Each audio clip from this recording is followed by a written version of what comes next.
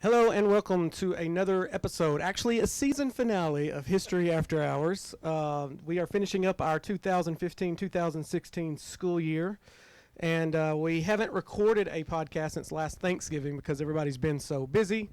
But we're going to kind of wrap up the year, talk about some of the topics. Obviously, the presidential election season is upon us, and let me introduce everybody. With me today is Mr. John Mark Pierce. Greetings.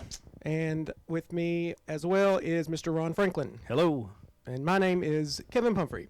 So, gentlemen, give us your opening statements. How did your year treat you?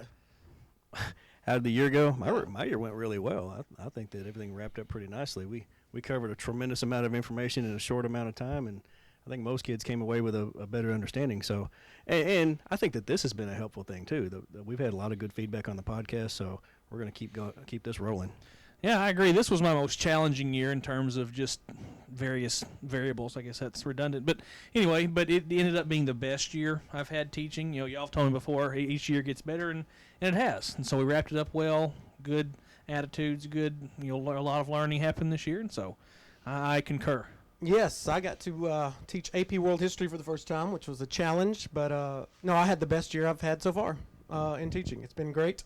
And so let's dive in here. We took a tour. Let's open up with this. We took a tour. We all went to, where did we go? Paris and London. We did. All three of us got to go and took a bunch of kids over there. I don't know what was the total. How many people total? 64 or something. Yeah, like something that. like 64 people from Hot Springs. We took to London, spent a few days there, and then went to Paris. What's y'all's? I've been there several times. I've done these tours several times. What was y'all's impression of the tour? I had a great time. I think my wife asked me when I got back, what'd you like the best? I liked the city of London better, just like the city and how it's laid out and the people. But I liked what we saw in Paris and surrounding areas better, if that makes sense. No, it makes sense. Yes, absolutely. Franklin? I was impressed with how clean a major city like London could be.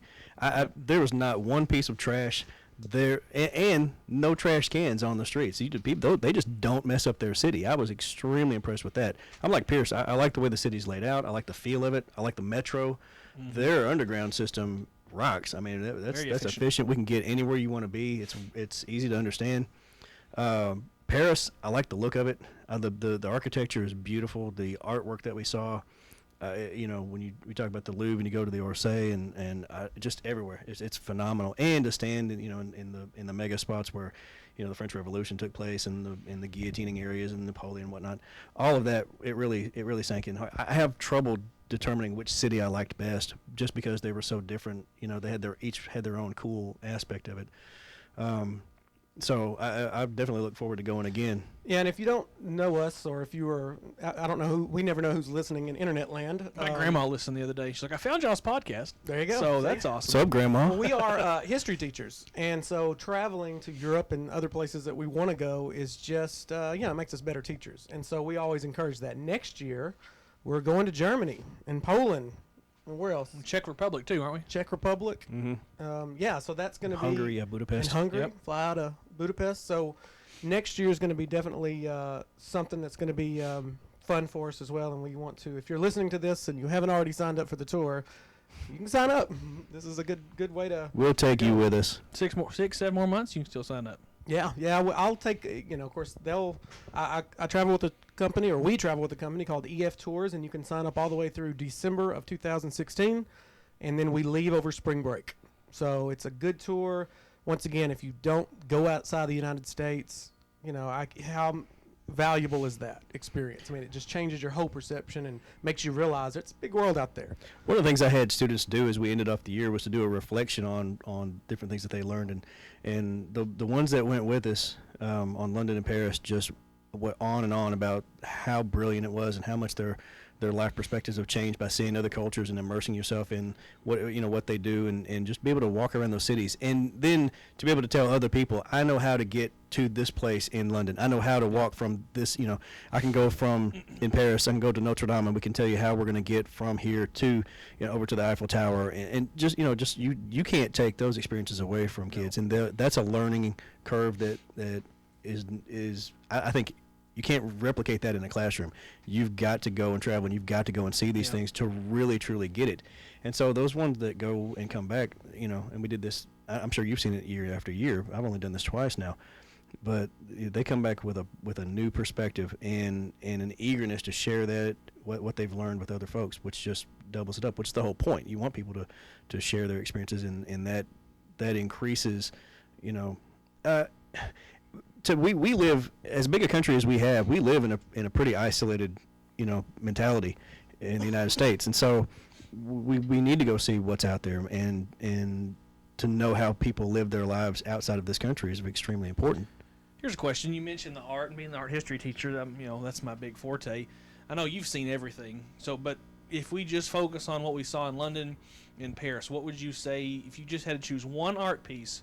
What was the favorite one you saw? Well, the first time I ever toured, I went to London, Paris. London, Paris was the first time I ever left the country for these historical educational tours.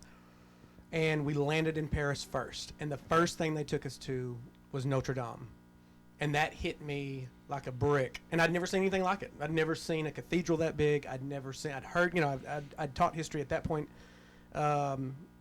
probably 5 years maybe. No, maybe less than that, 2 years, whatever it was. But I'd taught about that stuff. So that first thing that hits you, it's always memorable. And since then I've got other favorites. But that was the first real where, man, this is going to make me a better teacher. Mm-hmm. What about you, Franklin? I have trouble answering that question. The artwork from I don't know.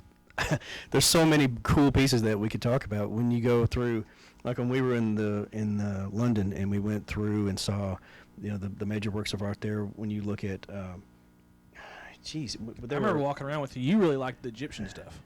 Well, yeah, that's true, but at the same time, just to be able to see all the different things that these guys collected over the years, and then to be able to put that on display, and especially for free, you can walk into these things. It's just it's artwork that I've taught. Where you talk about standing in front of the different pieces from the Steel of Hammurabi. Yeah. Well, yeah, but the architectural stuff too. That's what I'm trying to say. I can't get it straight in my head because there's so many different things that I'm swirling around. Like, which one do I land on? What do I like most? Do I like the artifacts, or do I like the paintings, or do I like the architecture? How do you describe the immenseness, if that's a word, of St. Peter's Basilica? Mm-hmm. You can't. There's no physical words in our language that can describe it. I try to tell the kids, like, I'm pretty strong, but there's no way I could throw a rock and hit even the top of the arches in that building as hard as I could throw a rock. The letters that go around those domes, they're 6 feet tall, but they look like they're 1 inch that's how big. So it's hard to put into words. That's what travel people. This is the whole point. Yes, you got to see it. The altarpiece in St. Peter's being over 100 feet tall, or nearly 100 feet tall, I guess, and then it's dwarfed by the size of the dome. It doesn't even get halfway to where the dome even begins. And it's almost like it's so large. Pierce and I were talking about this a while ago.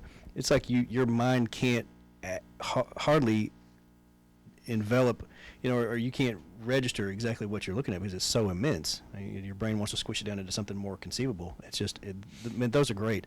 I felt the same way you did at Notre Dame. Yes. To stand there and you just sort of have these moments where you go, oh my God, and you sort of forget where you are for a second. You sort of become part of the scenery and know the history of these these cities, plus these buildings. These buildings have stood there and watched history happen all around them, and for them to survive a lot of the turmoil is pretty amazing. In Versailles, the Hall of Mirrors, Mm-hmm. I had a moment in there where I'm looking at my reflection and think, wow, Ben Franklin looked in this mirror and saw his reflection, Mm-hmm. in the late 1700s. Who else has looked in these mirrors? I mean, yeah, that was another one of those spots where I stood, because I'm a huge fan of Otto von Bismarck and the whole German unification thing back in the 1800s. And so to stand there and go, this is where they all pledged their allegiance to, Wilhelm I and created what we know as Germany at that time. That's a heady experience. I think for me, and I guess going answering that question, for me, teaching art history, which students listening, you need to take art history 11th or 12th grade. Anyway, teaching art history, Gothic cathedrals is one of our big units. I spend so much time talking about it, the symbolism, what it means, why it was built, all that. And so I can tell you every little thing about Notre Dame Cathedral. And so being there if I'd be specific about it, looking at the tympanum, the portal, how you go into it, seeing the sculpture, what that meant, that was my big, like, wow moment. So the way we do the tours is, or the way I've kind of got where I do them, is I'll do Italy one year, then we'll do London and Paris the next year, and then the third year it's some oddball thing. Somewhere else we want to go, because I try to get the kids where while they're in high school they get to go to one of the first two, and next year is going to be the oddball thing to Germany and Poland and Hungary and Czech Republic. I've had people talk about China. So if you're interested in going on any of these tours, you can just email any of us here at Lakeside and ask questions, and we can give you all the information you need. So that's how you can do that. Okay? All right. Now, this being a history, let's talk about the most obvious thing we need to talk about, and that's the presidential election. Okay, I want to start by saying that I was so wrong about Trump.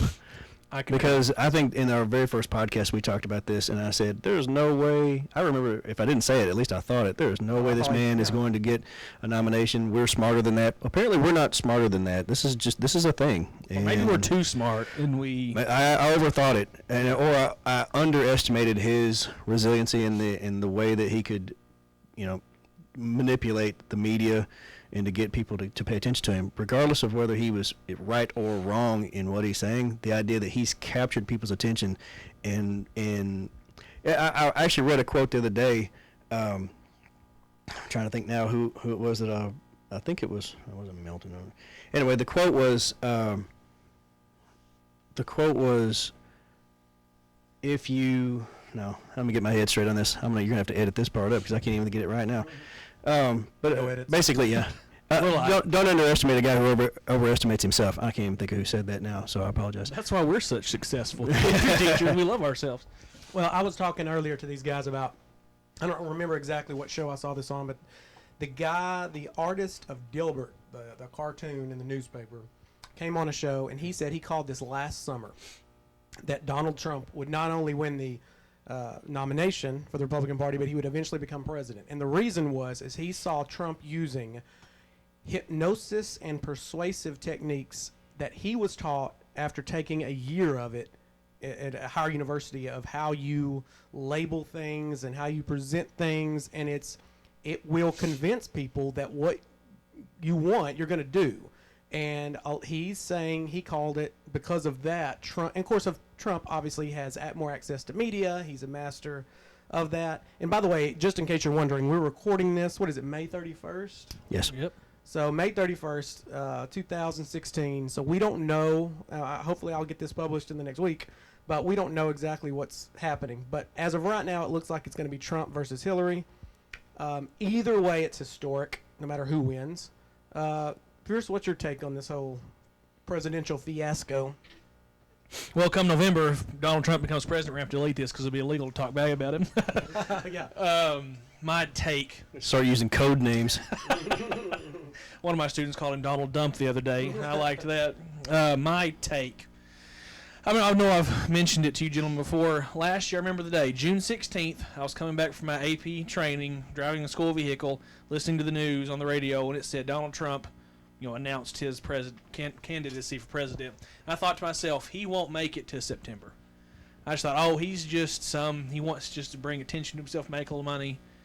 Well, the news people at that time, too, every time he opened his mouth, because immediately it was controversial, and they go, has Trump gone too far? Apparently he's never going to go too far. No. The media just eats that up. So and that's what we live for in our world today, is the media. What if they like it, if it causes a stir, obviously we're still talking about it. So I guess my take on it, as you said, it is historic. First woman president, first orange president, whatever. Well, Seth Meyers said when I don't know if it was last year or when it was, he said, I heard that Donald Trump is going to run as a Republican, which is surprising because I just thought he was running as a joke. And that's what everybody thought until it got serious. Mm-hmm. And then now it's real serious. And, no matter what you think about Trump, I want to encourage this. And this comes from a history teacher.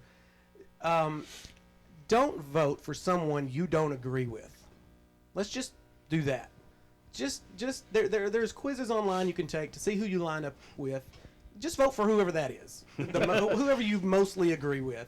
Don't vote for somebody just because they're the only one in that whole party that has a chance. I want to encourage more than a two-party system, so that's what I'm gonna do. Here's a serious question: has the media and not even necessarily, but just us as observers, have we been, not the word not experienced, but have we been exposed to anything that Donald Trump has said that's legitimate? Like, have they made a big deal about anything that he says? I think most of the fact checkers just completely put him he's like borderline lying every time he opens his mouth. I think that's pretty much the standard. Yeah, if you go to PolitiFact, he's polling at 3% of what he says is completely true, and then like 14% is like somewhat true. Everything else is either false or blatantly false. So here's a guy who lies. He knows he lies. And most educated people know that he lies. And his supporters probably even know he lies from time to time, but it doesn't seem to affect their support of him. So if we cross the line from politics into just celebrity, and that's what matters most, because it's a Hollywood axiom, basically, that the only thing worse than being talked about is not being talked about. And so he just keeps himself in the forefront, and it drowns out any of the more serious political messages that are out there. And it's just complete... It's glitz and it's glam and it's intrusive and it's in your face and it's bullying and it's on purpose. But because they will say, regardless of what else is going on, they'll focus on him. It's a masterful manipulation and domination of all the media, because they just want to see what he's going to say next. It really doesn't matter what comes out of his mouth, as long as he's being talked about today. I think he's happy. And I think you take that, what you just said, I think you add that into how good of a job the Republican convention has done of vilifying Hillary Clinton and the whole controversy over Benghazi and her email. I think you take those two things together. I think those two things have what propelled him. Yeah, but what happened to the whole Republican establishment saying, no, we can't have Trump, the whole Stop Trump movement, where they were they put the hands out and they were like, we're against him. Everybody, Paul Ryan, Mitch McConnell, all of them were like, this man is not going to be the person who represents us. We as a party, the leaders and the core of the party, and the ones who sort of determine what the planks are going to be and all this. So they stood almost as a wall against him and said no. They were very defiant about that. And then all of a sudden, that stopped. Well, they have a choice. They can either support Trump or let the Republican Party as we know it die. Were you surprised when Cruz and Kasich basically dropped out within 24 hours of each other? Just bam, bam. They were both out. And I think they're looking at the death of their party, and which as a history teacher, and of course a lot of this is going to be historic stuff, but yeah, I was kind of hoping for. I was hoping the Republican Party would get, and reorganized into something maybe more efficient or more aligned with what America believes in. But I think the establishment got together and said, look, we either support this or we don't have a party. And I think they all came together to some degree. And so they weren't willing to cut out the cancerous parts in order to maintain they wanted the party politics mattered more than. Think about this too. What's more important for the Republican convention? Is it more important to? Are you more focused on? Okay, so we had a little bit of a technical issue. That's why you just probably heard a few seconds of silence and now this. So anyhow, we were talking about the Republican convention, and I believe Mr. Pierce has the floor. Okay, so here's what I was saying. Think about this. Mr. Franklin asked, why the switch? We were so anti-Trump, stop Trump. Why are we different now? Well, think about this. You got a kind of the lesser of two evils here. The ultimate goal, no matter who your candidate is, the ultimate goal is you want a Republican in the presidency. You want a Republican in the White House. So, what's more important to you if you're the Republican convention? Is it more important to you to stop Trump, or is it more important for you to stop Hillary? And I think what it is, I think the biggest thing here is that the Republican convention realized, okay, you know what? This is our horse. We have to ride this horse into the presidency whether we like him or not. Well, doesn't that make you look like a fraud, though? In what regard? Well, if I'm a hardcore, I'm the core of the party, and I represent massive constituency, and I stand before the American public in the media and just I said, this guy is horrible. He doesn't stand for any of our values. He's not going to be our candidate no matter what. I won't support him. And then you turn around 2 weeks later and you go, yeah, well, okay, he's our guy. Okay, along that same line though, think about this: what message are you wanting? Whether we've talked about in podcasts before, voters are stupid. We've talked about that before. Okay, here's the thing though: whether voters are stupid do you want to come off to these voters, okay, we don't care about you, we don't care what you say, we think we know better than you, or do you say, okay, we hear you, because obviously people are voting for Trump, obviously, and so you have the majority of registered Republicans voting for him, and so I think if you want, we talked about the splitting of the Republican Party, I think if you want to keep a Republican Party and have people still supporting you, you have to say, you know what, the people have spoken, we hear you, we're going to go with you. And I think why wouldn't they have made that that definitive stand to begin with? Why wouldn't they have just waited to see what was going to happen? He'd been pulling those numbers in time after time, but yet, you're in the middle of the primary season and they're still taking these hardcore stances against him, and that just seems ludicrous to me that you're going to switch that quickly. Well, and I see that, but I mean, I think it's also kind of like a propaganda thing. If you start that enough early, saying we don't support him, maybe they're testing the water, saying, okay, are these people going to follow us? Are they going to say, okay, I see what you're saying? I think it's kind of a test in the water sort of thing. So, do you remember the Stop Trump movement? Apparently, the Republicans don't.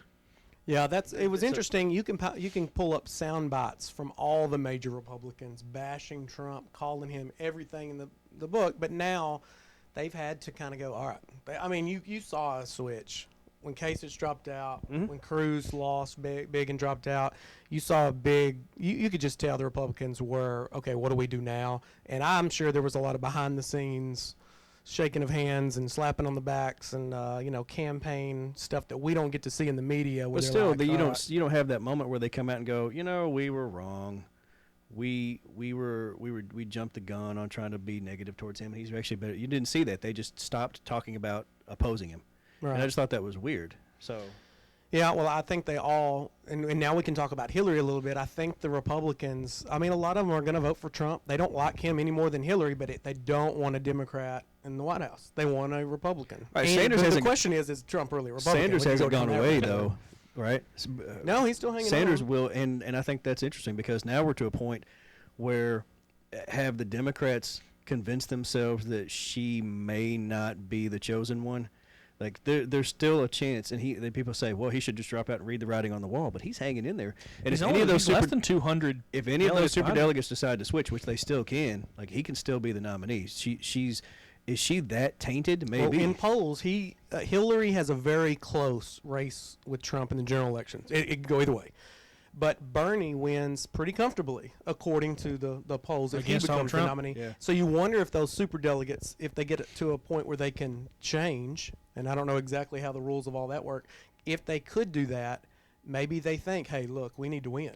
So we need to back a winning horse here. They're not pledged to delegates. They're just sort of leaning in her direction. Right. So and a lot of them came out before anybody had casted a ballot. Like, they came out last summer, before even Bernie was running. They said, we're going to back Hillary. Well, a lot's happened since then, right? I mean, that's what I heard. I heard Bernie talk about that. Like, there's been a lot that's happened because nobody gave him a shot either when this whole thing started. Most people never even heard the name Bernie Sanders till after January. Okay, so let's compare her to her husband's campaign, right? So there were controversial things about him at the time. People knew about some of the Slick Willie and all of that. I wasn't alive then, so I'm not knowledgeable. Oh, come on now. Oh, yeah. So, all right, but there were opposition groups that came out and questioned his past when he was here as governor, and he had this, and and I don't remember which one it was, but one of the women that he was supposedly involved with did a spread for Playboy. I mean, there was a controversial thing. Like, people knew that he was that he had some personal issues behind the scenes, and that they were a little manipulative. The same thing with the Clinton Foundation now that you see with her. But at the same time, he enjoyed massive popularity, still enjoys massive popularity in spite of the fact that he does some of these things that they're accusing him of doing, but she can't quite win the likability factor. Like, he got over that because he was a likable guy. Well, I think two reasons. Doesn't seem to have that. Number one, he was brand new on the scene. She's been around forever now in politic years. Number she's two, overstayed her welcome. Yes, is that part of why she's unelectable? The scandals he was involved in was more of a personal. There's a big difference between Benghazi letting 4 Americans die, just leaving them there, than he slept around with a Playboy model. And number three, he's an unbelievable politician. She is not. Yeah. He gave great speeches. You really felt like he meant what he said. And when I hear Hillary, I'm just like, she's not legitimate here. She's not meaning what she's saying. She just wants to get elected. She tries to own that, though. I heard her the other day where she said, I'm not good at this part. I'm good at governing. I'm good at being in office, but I'm not good at the campaigning. She admitted that, and I think that's but so it used to be not just policies, but the most likable candidate seemed to get elected. The people that they made great speeches. You felt like they cared about you. You can go from Reagan to Clinton to whoever there was running against. It seemed like they cared, and they were likable. We have two candidates now that are not likable at all.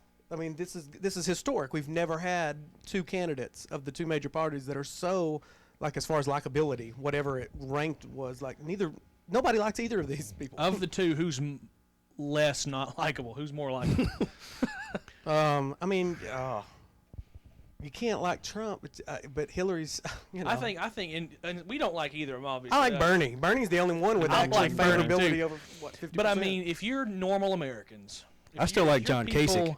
Yeah, I I do do too. too. If you're people just who we associate ourselves with, not us, because we're kind of above everyone else, we know stuff.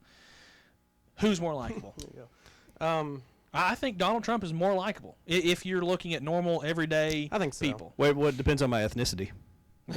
Well, that's true. But, he'll tell you that everybody loves him, so maybe that's true too. Yeah. I don't know. Here's the great thing. The good advantage Trump has is you can't look back at his past political record to see if he's done what he said he's going to do. He can say he's going to do anything, and you can't go, well, You've done this before. right. This is all new. He can say whatever. I mean, I've heard a lot of people who said that's one of the reasons that they like him, because he's not a politician and they're looking for somebody, because there's is this a carryover from the fact that people are they feel so disenfranchised that the representative government that we have in place doesn't really represent them, and That's so a we huge find a part guy of it. who's from the outside or claims to be, and then they go, well, screw it, because he can't do it any worse than they are. That's a huge part of it. I guess my thing, and I want to couch if that's this- the case, he's the president. That's He's true. gonna be the president. Yeah, and we've already said a small terrorist attack that would make him president. There's a lot of things. He's got a good shot at it. I know we've said this before, but I wouldn't want, like, me coming to plumb my house if I need a plumber. Why would you want someone who has no idea about the system? I know. When did experience Right. become a bad thing? Yeah.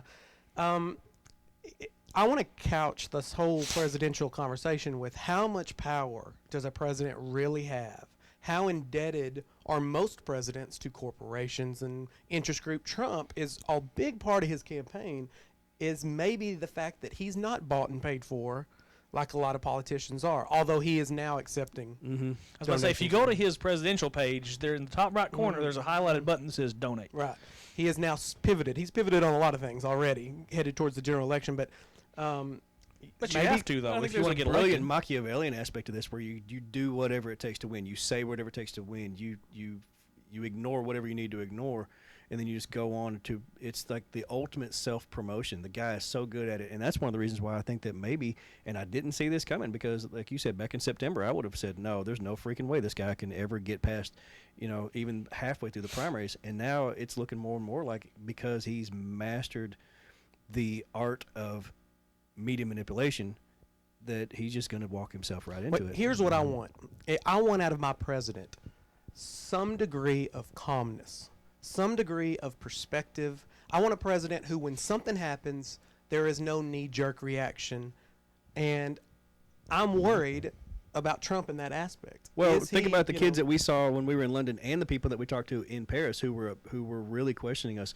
Is this guy really going to be your president? And they were very concerned about that. And I think that, I've seen that a little bit in our media, where people are saying, well, this country's, concerned or whatever. But I think a lot of Americans discount that. But I think that that's out there. They're really watching what we're doing and what he may be. Right. And we live Whether in he has the power or not, to go back to what you were saying a while ago, whether he actually has ultimate power in this country, which he doesn't really, because Congress does. Right. But he's still Or the the billionaires, voice. He's the the gated spokesman. community. He's the, right? I mean, he's sort of the figurehead. Yeah, you gotta. There's so many. That's the thing. Is Hillary is a pretty much known commodity. You know basically what you're going to get with her. Donald Trump is the unknown. Who knows? Maybe he turns out to be a great president. Maybe he destroys America. I mean, it could go either way here. So, what's crazy is other world leaders now have to. Okay, we got to work with this guy. Putin likes him. Well, yeah, I will say, if birds we're of a feather. I will say one thing about Donald Trump that I guess is positive. You see crap all the time. He goes and talks to the little people, like the police officers, the people who normally don't get any love. That is one thing I do appreciate about him. is that he does like show appreciation where appreciation's due. So do you feel that when Hillary goes and does that she's just doing it for a photo op? I don't know. I think a lot. That's what I've heard from other people, that she's not really. She's just doing that because it looks Right. good, but she's not really. Yeah, Yeah. she's not really meaning anything by that. that It's goes just back to her try to get- likability thing. Right, I think so. Yeah. Yeah, she does. When you watch her, you look like, okay, this is somebody saying something. Just like the whole thing that day when she said, "Oh, I carry." She was at like that African American college. She said, "Oh yeah, I carry a bottle of hot sauce around with me all the time." No, you don't. That's a damn lie. The great panderer. Wow. Yeah. Yeah, you never know how that's gonna play. It's gonna be interesting because we're doing this at the very end of May, 1st of June. Mm-hmm. We've got conventions coming up. Was it this I'm month or not next convinced month? that she's think going it's to be the beginning of July, Democratic isn't it? candidate. I'm not convinced that Bernie Sanders isn't going to be the guy. And that could be a whole nother conversation. Yeah. Is what Bernie would be like as president, and that's such a shift. But I will say this: a lot of people maybe are attaching themselves to Trump because he's going to make America great again. But what decade could we go back to that would be like today? I mean, we can't go back to the 50s where we're the ones with the atomic bomb and it's Yeah. the Cold War. You Well, can't go and back just to the rampant 80s. racism and terrible civil rights issues in the 50s. I mean, Yeah. that's a terrible time of America. You know, you go back to Reagan where we were ignoring AIDS and all that. I mean, we had some horrible issues out there. We can't go back to some unknown decade where we're going to be like that again. The world's different. Other countries are different. You know, I mean, we're always, whether you want to progress or not, we're always progressing to something different. And so it's going to be interesting to see how all these personalities, can Trump work with Congress? Who knows? That's, once again, the unknown commodity in Trump. He's shaking it up, that's for sure. Well, let's end on a lighter note. We talked about politics. What else do you want to talk about? I want to talk about the Cincinnati gorilla issue. Oh, yeah. If you're listening to this in a month, you might not remember this story, but as of right now, it's a pretty big issue. A 4-year-old boy somehow fell into a gorilla, going through two barriers, and you. fell into a gorilla enclosure. The silverback gorilla, Endangered. endangered silverback gorilla, grabbed the 4-year-old and looked somewhat like it was protecting it, but also dragging this little kid all Twice. over them. Mm-hmm. So the decision was made that they shot and killed this endangered gorilla Right. to save the boy. Now, there's a controversy. All these animal rights activists are saying you shouldn't have shot it. Could you tranquilize it? Why did you have to kill? Yada, yada, yada. Okay, so now y'all take it from there. Okay. No, ready? 1, 2, 3. You have to shoot the gorilla. Yes. There's no way around that. Now that the boy shouldn't be in there, number one. His Right. mama should be slapped. I don't care how terrible the parent is. You forget that once the boy is in there in the water, being dragged around the cage by the gorilla, you forget how terrible this mother was. You protect the kid. You have to make that decision. Well, I Jack don't see Hanna, how- who used to be on The Tonight Show, and David Letterman and all that, he said he's been working and knows about gorillas for 35 years. And he said if you tried to trank them, once they got hit with that thing, Just piss it off. it could freak out. You never know. You had to do what was safe for. And then, of course, is a human more valuable than a gorilla? Well, maybe we take it to the larger issue. If you want to go with the animal rights people, like why do we have silverback gorillas in captivity to begin with? I've Isn't told that- every time I go to the zoo with the kids, I come back every time and tell y'all that zoos need to go away. I agree. If you really want to go see some of these animals, They're better than they used to be. Because I'm older than both y'all, and I remember when we used to go. First time I went to the zoo when I was a little kid, it was concrete floors and iron bars, and you got a 4x6 cubicle that they're just pacing back and forth in. So, on one hand, you have a lot of these zoos which have the natural habitats and trying to make them comfortable for them as they can, but they're still in captivity. Nothing is as good and as they're nature. not good. Right. being in So, nature. Yeah. if you want to go see some of these things, go out in the jungle. Risk your life. You can go see them. Fine. Yeah. But no, zoos need to go away. Like just going to the zoo. I went to the zoo with. That's depressing. It is. The animals seriously are just sitting there looking at you. Their like, dreams are crushed. Yeah. They're in these cages. Yeah. Mr. Franklin and I were talking a minute ago before this. What metaphorically in life, when do you have to shoot the gorilla?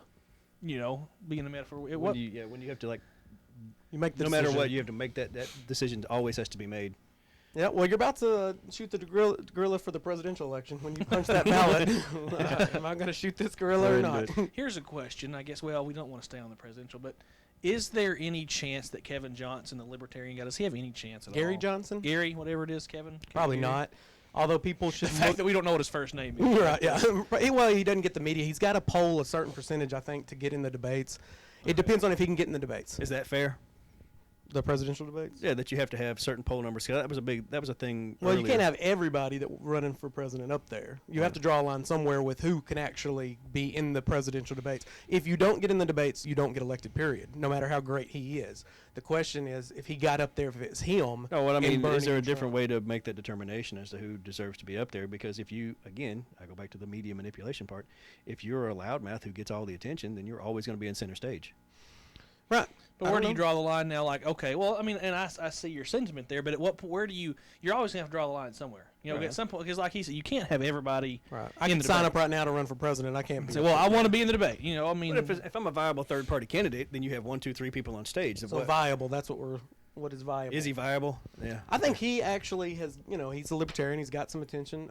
He is economically conservative and socially liberal. And I think there's a big group of people out there that are for gay marriage and for equal rights and for women's rights and feminism and all that. But economically, they're conservative. They don't want to spend. They want to reduce government spending and make government smaller. And I think that's something. I mean, me personally, I'm in somewhat of that group. Right. I'm not as liberal in some of the social issues, but I lean more that way than I do. Yeah. You know. So I think when you have a guy like that who at least has a platform, then somebody needs to make that determination. Now, how you do that and the specifics would be. Yeah. All right. Well, is there anything else? What do you guys? Let's talk about summer break. So this is the sweet spot for teachers. This is about to be what it's all about. We say it's about the kids, but no, I'm kidding. It is about the kids. However, we're about to go on our summer vacation, and we're looking at about 2 months unencumbered of, whatever, sleeping in. What did Miss White say? Take your watch off. Yeah, she lose said I track don't of wear days. watches in the summer. I want to hit. What did you said? You wanted to forget what day it was as quick as possible. That was my goal. Yeah. Yeah. I remember in college, my last summer before I had to go to work, like be an adult, I remember I woke up one day and I honestly had no idea what day it was, what time it was. That's the best feeling in the world. Yeah. You know, have you ever watched the old movies with like the genies like pop out of the lamp, and you notice that on their wrist they've got these gold bands? Well, those bands represent bondage. Like you were not your own. Like you didn't control yourself. And so the watch thing to me is like and it's been actually several years since I've worn one just in general. Me But I too. used to wear one all the time. Cell phones took it. But yeah. But the idea that I can just take that off and I don't have to worry about my time is my time, and that's It's not someone important. else's. Right. So I mean, is it all about goofing off? No, we kid and we say that, but we've got training that we have to go to, and Yeah, I mean, and, absolutely. to try to get ready for the next year. So it's not like it. I remember when it used to be, because both of my parents were educators, and there were times where you just said, "Yeah, we have all this time off. We don't have to worry about it until we come back." But it's sort of staggered. It's almost like year round. We do get time though. I'm not trying to. Yeah. And I mean, I I'm have not trying to make three- it sound like this is it's not horrible. The break is great. I have 3 young kids, so we'll be busy doing stuff with them. I'm a musician, so check out Pink Slipper Sensory too. So that's what I'll be doing. You're going to be on the boat? I'll spend copious amounts of my new boat on the lake. Okay, so that's kind of what your hobbies are. We're going to the beach too. Going to the With beach. Caitlin's family. That's awesome. Franklin. Yeah, we're gonna any- travel. We're gonna disappear. Yeah. And Franklin's going off grid. Off the grid. That's right. So the government will be searching for you because they don't let people do that anymore. Have y'all heard about that? The people that have tried to do solar stuff, they just want to be completely they don't want to You pay can't- electric you bill. can't. They make it very nearly impossible to get just off the electric grid. Like even if you do, how to make solar panels and you figure all that stuff out and you can be kind of self-sustaining, the government will somebody's say getting let 'em kicked do out it. of, somebody's about to get kicked out of their house because they're off the grid. And they've been off the grid for several months, and eventually the government came by and said, you have to be a part of our system. And he's like, no, I don't. I've got solar panels. I know how to grow food. No, I hadn't heard He has that story. goats roaming in his front Yeah, yard. it was a news story about 3 weeks ago about a guy getting kicked out of his own house, and he's like, just because he wouldn't follow their rules, but he goes, I don't have to. I mean, can I? I saw something interesting. This is several months ago, but I got a letter in the mail from the electric company, and they said, we want to install a smart meter on your house, and it will do it at no cost to you. They really amped it up. It's like, oh, it's gonna be great. Amped it up. Right. That's a joke. All right, so they talked it up so that it's gonna be completely beneficial to me. It's gonna save on my electric bills and this and that. But the key element is that at peak times, they can shut my electricity levels down to where I can't use certain amounts, and I'm like, no, thank you. I mean, I'll pay the bill. Yeah. Like, it'll be $400 or $500. I'll pay it. Don't put a smart meter on my house. I This don't is want the you scary- controlling my yeah. electricity ranges. So We just want to stick a chip in the back of your neck. It's not gonna. It won't be. it won't hurt painful. you at all. It's for your own benefit. If you Yeah. have a stroke or whatever, we'll know it, and we'll be able to come. And yeah. we'll know it before it happens, and we'll be able to No, get you thank some. you. Yeah, who knows? No, nope, I don't like it. I will live off the grid before that happens. Yeah, I will absolutely. go Where can you go? Is there still a place that you can go off the grid in America? in like Wyoming and Montana? Yeah, maybe. There's like Alaska. it's average 2.6 people a square mile. Yeah. That's why they have guns out there. Yeah, a lot of guns. You're on your own. You have to join the militia when you cross the border. Is that like I don't know. if you're going to live in Montana, do you have to automatically join a militia? You probably should. Probably should. be on your own. They're there with recruiting papers when you Yeah. get. Yeah, Here, sign this. it's part of your lease. Oh man, well, that is, I guess, our season finale of History After Hours. If you have some topics or things you would like for us to talk about, you can tweet us at History Hours PC on Twitter. This will be uploaded to YouTube. If you don't know any other way, you can just go to YouTube and type in History After Hours, and you can see all 10 episodes, or at least 9 of them now, and will be 10 at some point in the near future. All right, here's how we're going to end it. Normally, Mr. Pumphrey does his backflip. Are you going to do it? All three of us are going to do our backflips in the air to end us man. off. I don't know. My back's tight today. Yeah, it's all you, man. I You think can it's. do it. I think it's just that you're younger than I'm we going are. to do it. Drum I'm going to roll. fin it. Are y'all ready? Here we go. Okay, ready? I'm not sure. Have you done this? Have you practiced this? I did yesterday. All right. Prep. Are you ready? Here we go. Yeah. Oh, all right. Man. That's a landing. Just Just- stuck it. Yeah, broke his neck. Well, while we go to the ER real quick, I guess that will be the end of the podcast. We will see you next year, actually next school year. Goodbye. Have a great summer.